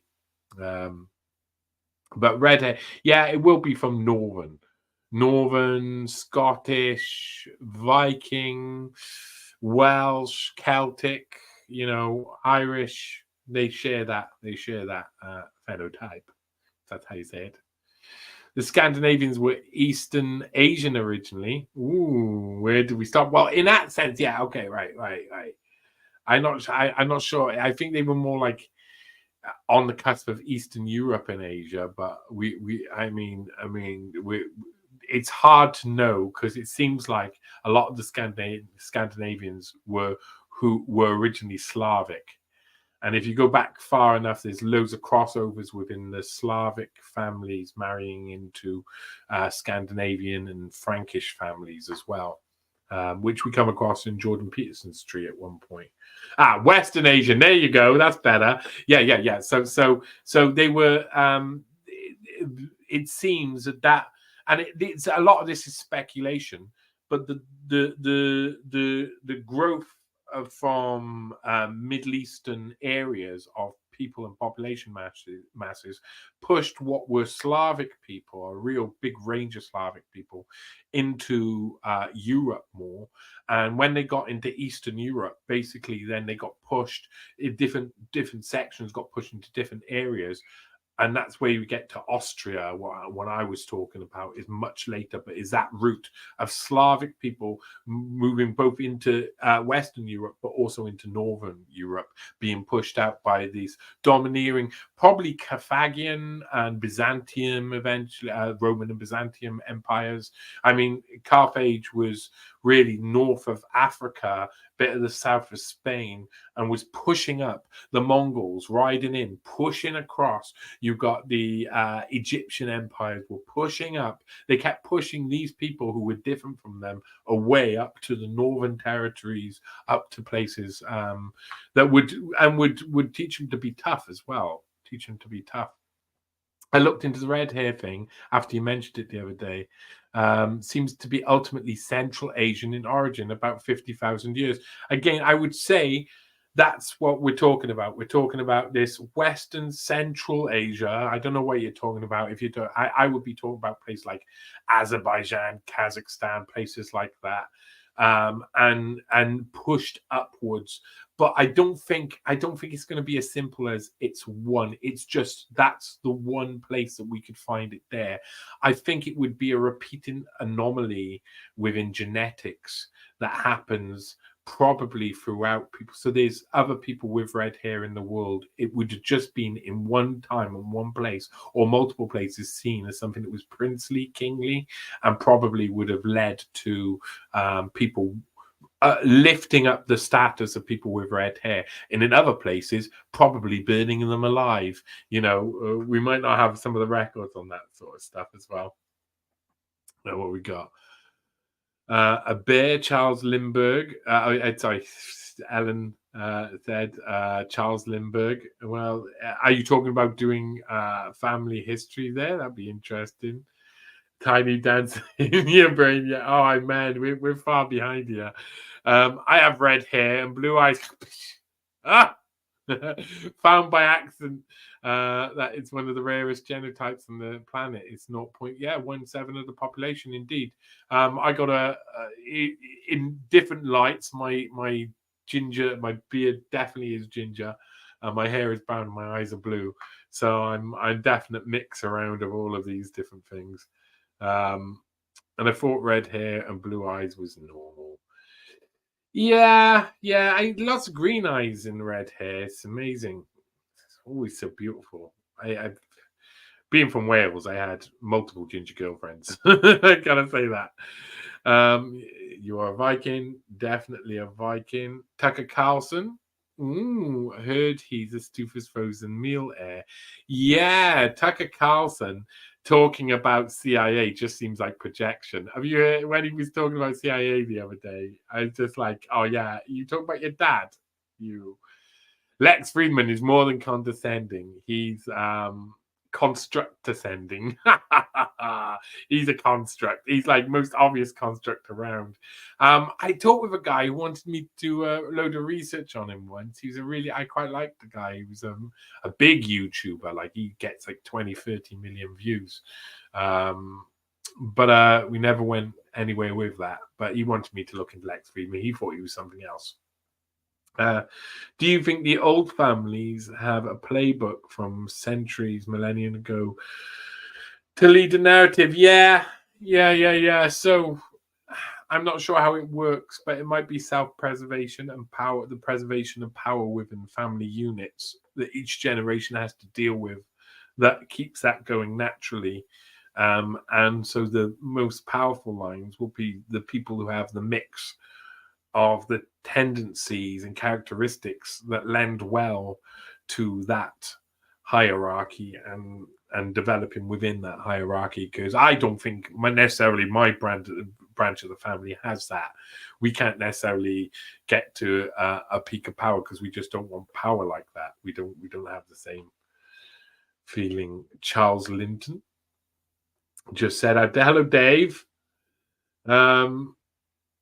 What we talk about with Charles Linton? Are we going back in time with Charles Linton? Is that what I meant to be doing? I'd be happy to. Swanson frozen foods. Why does that ring a bell, though? The Swanson frozen foods. I get a feeling that Swansons were marrying into the Huntington Hartford family back in the day, and that's where that dingles my brain as well. Tucker Carlson family is the largest private landowners in California. Not a surprise, Grassy, no. Swanson's a poor man's frozen meals. Yeah, okay. I think I understand. Any Mayflower person related to Bush or any Cook relative that's a lot of people. There's a load. Halsey, hello, Halsey.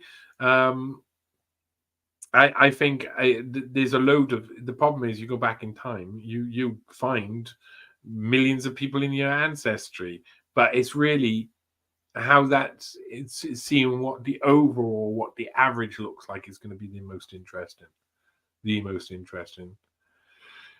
Yeah.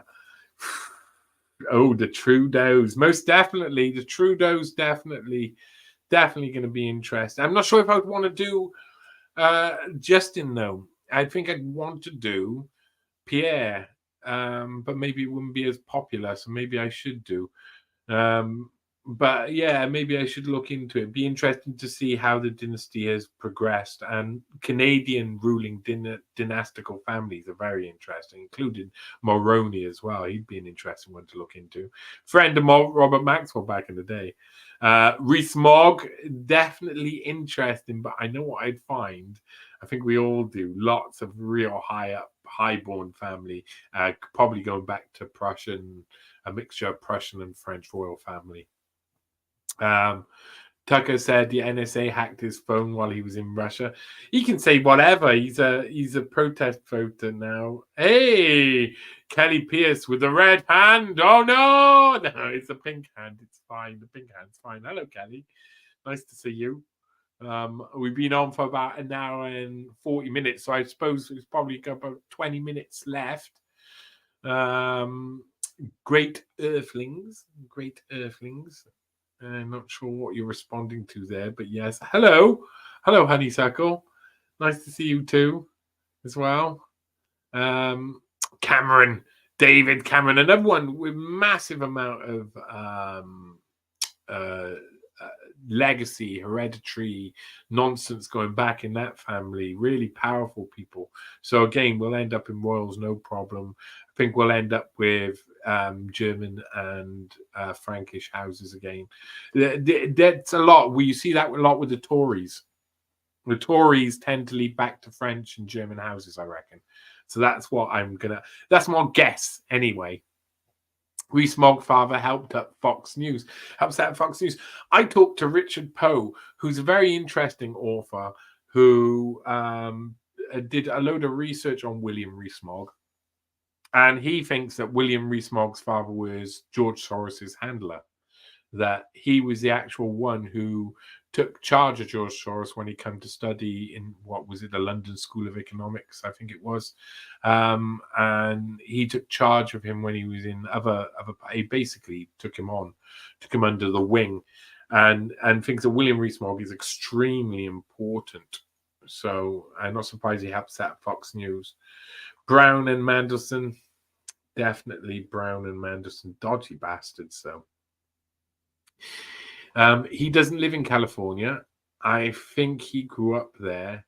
Then he moved to DC. His name sure does sound waspy. I'm sure he went to prep school to responding to Grassy Knoll. Started talking about Tucker. Yeah, talk about Tucker Carlson. That Tucker Carlson guy. How many we got? I'm just looking through the messages here. Tucker has private dinner with Snowden, and it was released to the press. He looks like a frat boy stereotype. He does look like a frat boy stereotype, and Snowden is so sus. Sorry, Snowden is so sus. Kennedy's definitely. RFK Jr. is definitely on its way. It's probably going to be the next one. It's probably going to be RFK Jr. Really interested. I've already got, I mean, that's a real. Loads of people have already done a lot on the JFK line. So the JFK family line is pretty much known. So that's really easy to go through. I say easy. I get back to the points they've stopped at, and I'll keep going a little bit. But that's a really interesting one. Tucker is full of crap. Yeah, his father was an ambassador, like AKA. Yeah, he was dodgy as hell. Dad was dodgy as hell. Carlson was also rejected by the CIA, allegedly. Yes, his father was Korea CIA operative. I suppose you mean CIA operative. Yeah. It's true. I don't believe that Carlson was. The people who say I was rejected by this, Henry Kissinger was rejected by intelligence as well, or he didn't end up doing it. Oh yeah, whatever. And then he looked exactly like that's what he's doing. So they know what they're doing there. Yeah, it's bull. I think that's bull. Ursula von der Leyen. Oh, that'd be interesting. Yeah, that'd be an interesting one too.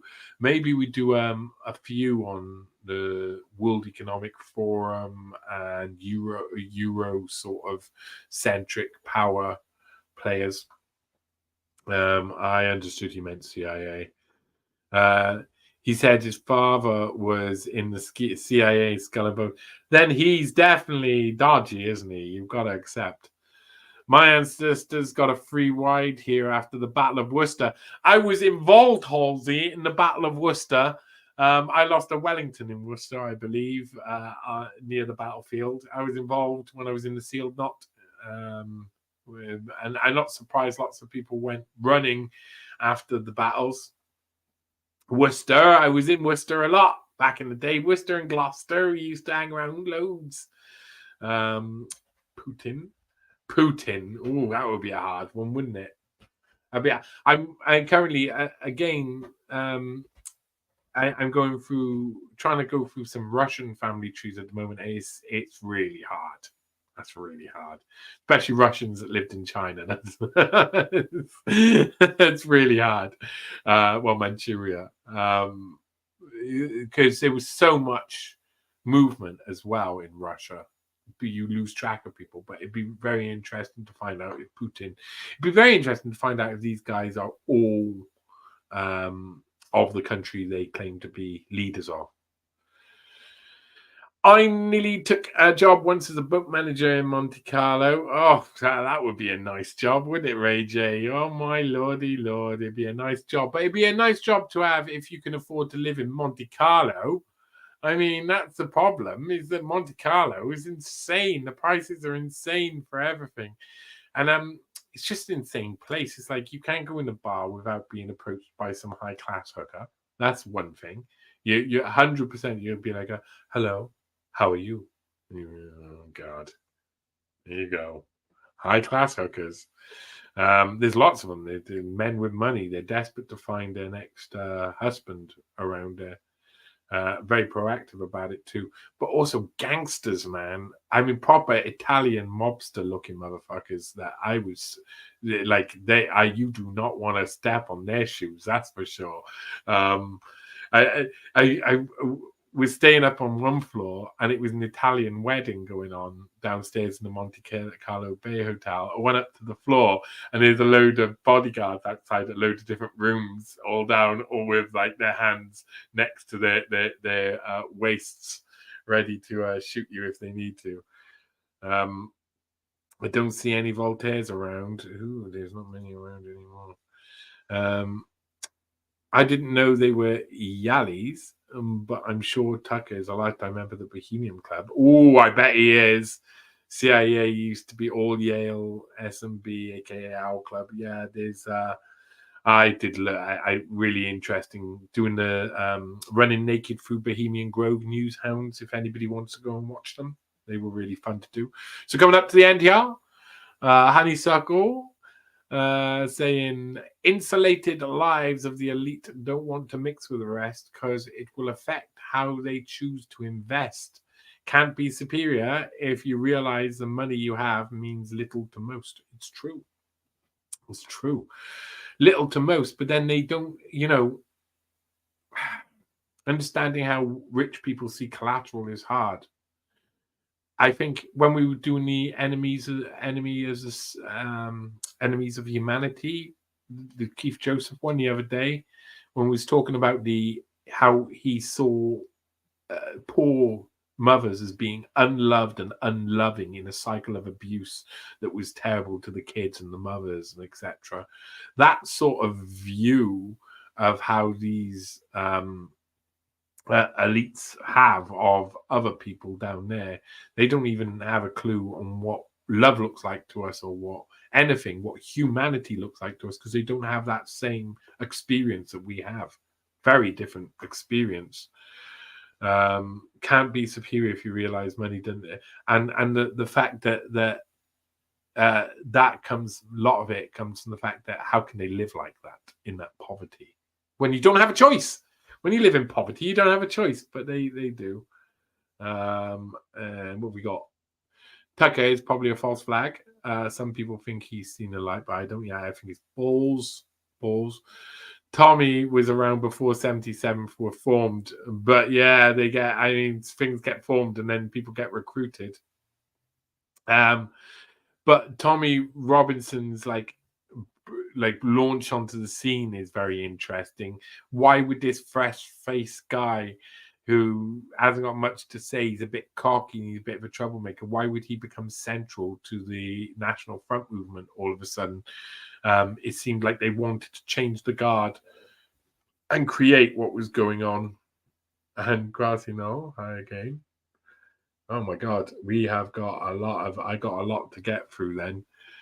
Hey, DC, people of the light. Yes. I feel like we've gone back in time here. Just going through. Weinstein's a CERN wannabe, indeed. Graham Hancock seems to get a heck of a lot of quality exposure for someone vilified by the mainstream. Yeah, I don't trust those vilified by the mainstream. The Weinsteins, the ruling classes, Krasenstein's brothers. I wouldn't be surprised. God, don't talk about the Krasensteins. Yeah. Mercurius, hello. The money market since Euler, who failed to show geometrical basis of the harmonic notions, leading everyone to wonder, has raised financial increase to the false 2 times the opening of the natural spiral. Though he is the only one who has woken up to the ruse, he also wishes to keep all this information private. Makes me think he might be part of the ruse. What do you think about Mahdi Hassan? Mahdi Hassan. I'm not sure about Mahdi Hassan. Who's Mahdi Hassan? Maybe I do know Mahdi Hassan. Maybe I know him from something else. Whenever I get questioned about someone, I automatically want to go and check. Just Mahdi. You're not talking about El Mahdi. It's not the return of the Mahdi, is it? Mahdi.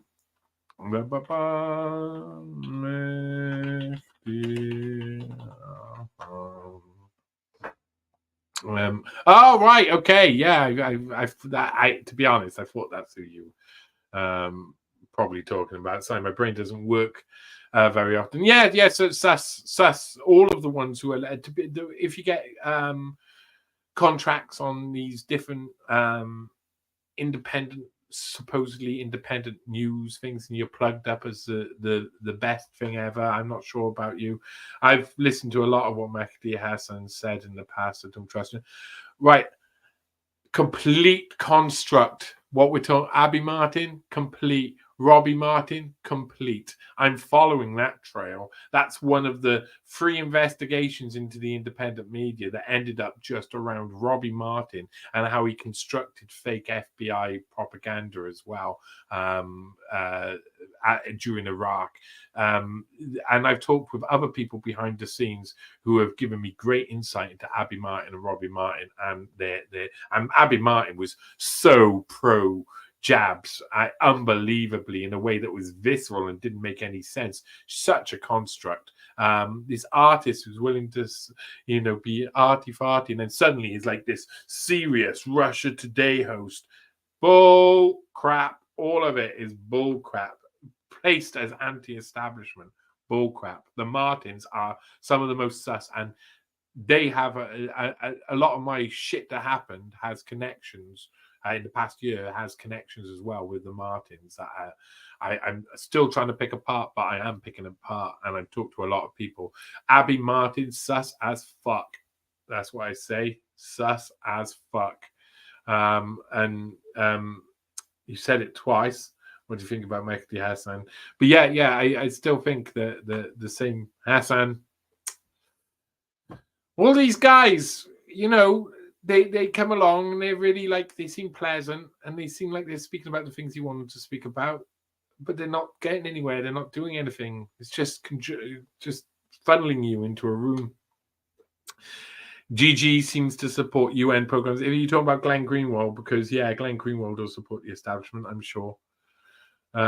He did take Norm Coleman on. I don't know who Norm Coleman is. Mehdi Hassan is a scumbag. Yeah, Jimmy Dore. Oh, again, don't start with Jimmy Dore, Max Blumenthal, Aaron Mate went to town. And everybody in that list of people there, I've got issue with for different reasons. Funding for Jimmy Dore, Max Blumenthal, and Aaron Mate. Aaron Mate, I got loads of different issues with. I think both him and Blumenthal seem like their hegemony they're put in because their fathers were something at the same level, doing the same sort of tasks. Can you talk about the complex histories of the Tories? Maybe not in the 10 minutes, but we can talk about it some other time. Most definitely, because I've done a lot of research on the actual start of the Tory party, which is a Conservative party in the UK. And of course, Robert Peel and his beginnings, the Tamworth Manifesto, all of that stuff really contrived, really strange. Johnny, do you know how the Lord Mayor of the City of London has 2 statues of Gog and Magog they use for their parades? Because we're run by a load of satanic nutbags. That's why, of course. I really do. Oh, Susan, sending so much love. As we listen to you on the way home. Love Susan. Susan, hello. Susan cooked me a mean fish one time. Oh, yes, she did. And she's lovely. And I was talking about Dan earlier. Is something he'd like about the Prussians, about looking into the Prussians and how RFK, that might come up in RFK Jr. Oh, yes, it might. Oh, yes, it will. And Khalil Sheikh says again, also, there are many places named after Gog and Magog in Cambridge. Yeah, I'm not surprised because that's where the elites hang out and they all love a bit of it, don't they? They love mysticism, spiritualism. They love a lot of this sort of stuff. It's a strong theory. That's where the 2 Troys, one in Cambridge, could be a connection that there is there as history may be mixed from the 2. 2 Troys. I don't know what you mean by that, but I'd like to know more, Dark Commission. Miel is Spanish for honey too, but weirdly, as closer you are in Spain, the Spanish pronounced sounds Arabic. Yes, because I think it's come from the one place and merged its way down as well. And the maybe the best beekeepers in the day were up in France as well, so they got used to saying that in French, but it might be a coastal thing too. Sounds like Britain wants to be important too. Propaganda. Yes, Britain wants to be important too. Propaganda. Right. Sounds like Britain. Yeah. Well, there's a lot of it. Britain does want to be important. An Islamic source, Gog and Magog, can be alluded to Khazar tribes of the Caucasus. Yeah. Well, don't get into the Khazar tribes. We'll just, we'll end up in Gaza again and we'll all be sad. It would be interesting to talk about slave trade from the Vikings and before, and how it progressed into the slave trade into what we saw later on. How it become, slave trade in the Vikings were really harsh. I mean, you didn't get left alive most of the time in Viking stuff unless you could be used in some way. And they took everybody and they were rough, real rough. Why do Austria, Switzerland consider themselves special? Because a lot of the roots of everything the roots of power in the day for the Italians and the Germans and the Russians to keep control, they had to marry in to Austrian families. They had to be good to the Swiss, because otherwise their armies weren't allowed to move through these hard to move through areas. And if you were Prussians in war against Italian Lombards, or Lombards in war against whoever, Austria and Switzerland became this middle point where you had to cross mountainous areas, and the best way was to have the people on side. So they got to learn to be bargainers and negotiators in between warring factions, and that gave them a special kind of place, I think. But then they kept that special place over time, including after international rule-based system comes in, then Switzerland starts acting in a different way that allows other people to get away with crimes by using them as a proxy, and then that becomes convenient for the wider world order as well. Plantagenet time travelers may be inserted into the timeline. There's Plantagenets everywhere. You wouldn't be surprised. Hello, DIY challenge. Plantagenet time travelers inserted into time travel. I'm not sure what you were saying in response to there, but definite Plantagenets everywhere. I had French friends. They think they are perfect people. It was very difficult to ignore, but I did. Yeah, the French. Hey, Pepe, how's it going? Hope it's going well. Hope it's going well for you. Hope you don't mind us bitching off the Spanish. We're not. We're being quite nice. Wonder where the red-headed Polynesians came from. Came from some genetic mutation somewhere, Ellen, I'm afraid.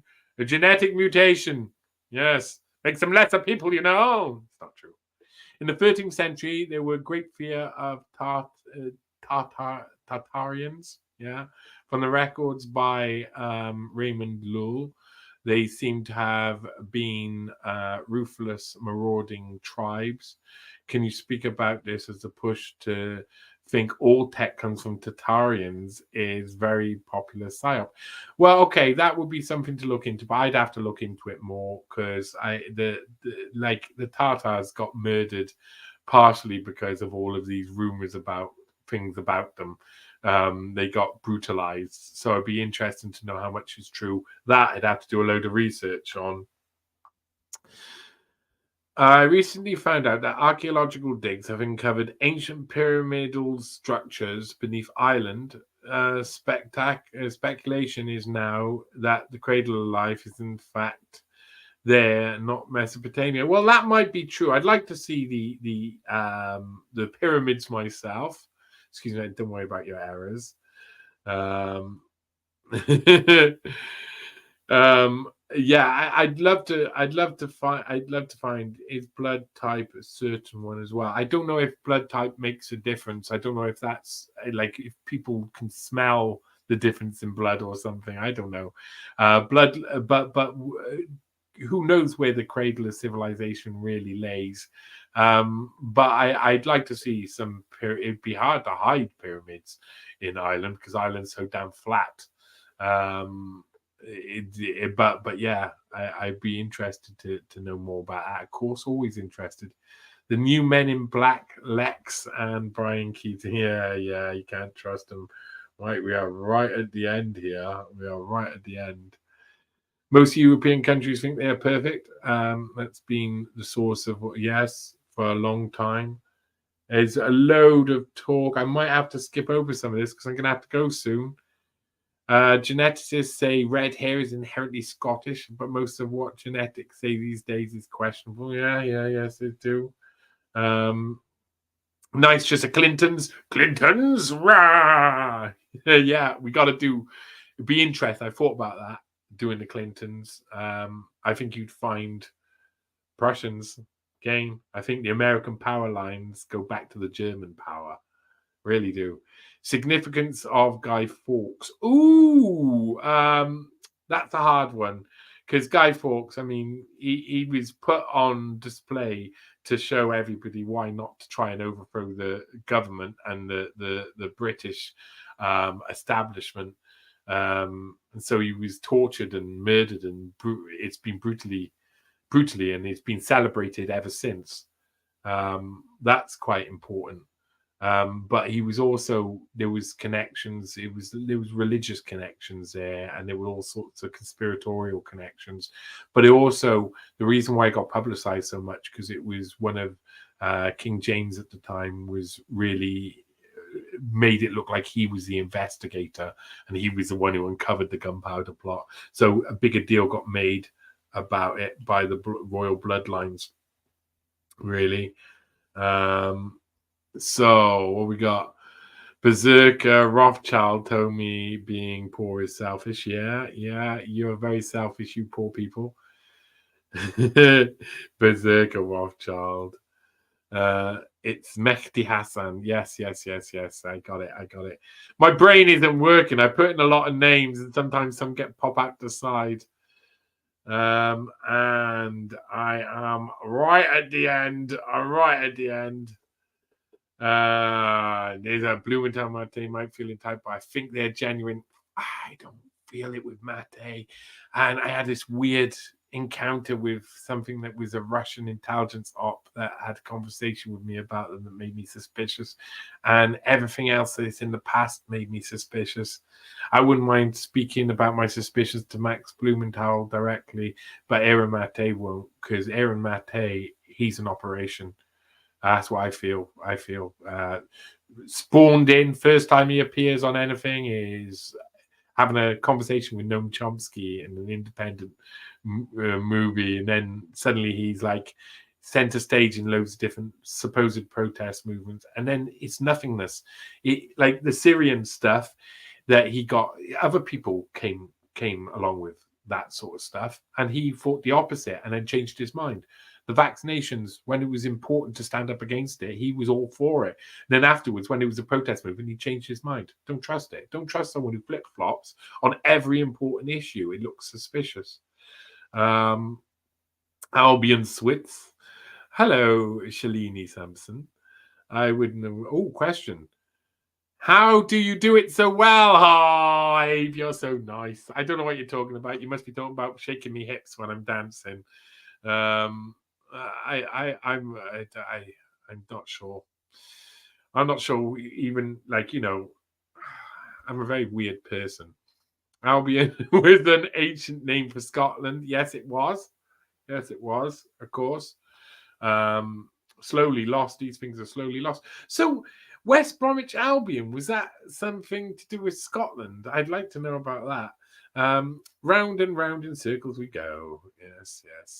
It's all bowls and knitted spaghetti. Right, gang. Thank you so much for coming along. I lost track of some of this.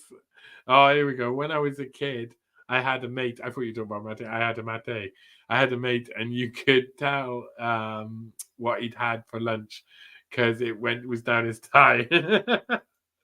Indeed. Mate and Blumenthal have embarrassed the US so many times. Yeah, and funneled the anti-US sentiment to their platforms, where they then convince you to take the boop. Half of them convinces you to take the boop, and the other half convinces you to do the opposite thing. Keeps you in a state of disarray where you don't know what to think, and you think they're the heroes at the end of it, and you don't know why. If you actually examine it, that's what I'd say. Thank you very much, gang, for coming along. That was a good 2-hour trek through stuff. I I really appreciate. Of course, go and check out the Jordan Peter, if you haven't already. Go watch the Jordan Peterson Family Trees. Dive through the family trees, and we will do more of that soon. I do like to mix and match, though. I do like to keep things fresh and keep coming up with new stuff when I feel that it needs to be said or needs to be done. So if you got any suggestions for anything you want me to look into, not just family trees, anything in particular, I do have my DMs open, and I do respond to emails. I do respond to people. I can at the moment. I mean, going through each one of these comments on here is a bit hard because it's more and more appearing. So more and more people, and the more people who get involved, the harder it's going to be for me to respond. So while I can respond, please bring your suggestions to me. I'd be happy. Really, really, really, really, really good to speak with you guys, and really good to be around. I feel a bit blessed because I was in the wilderness for so long, and we're only a small crowd. We're only a small group. Thanks for coming by and for plugging out the work and helping me and listening to me and being such great people, being so interactive. That's really important for me. As everybody who's here knows, if you talk to me, I'll talk back. I want to meet like-minded people who I will meet as well in the real world, because we are humans communicating digitally, and that digital difference often makes humans act differently, and I don't want to do that. I still want to know you. So please, all of you guys, thanks for being there for me. There's going to be something probably coming out this week, I'm sure. Other than that, look after yourselves and have fun. Bye.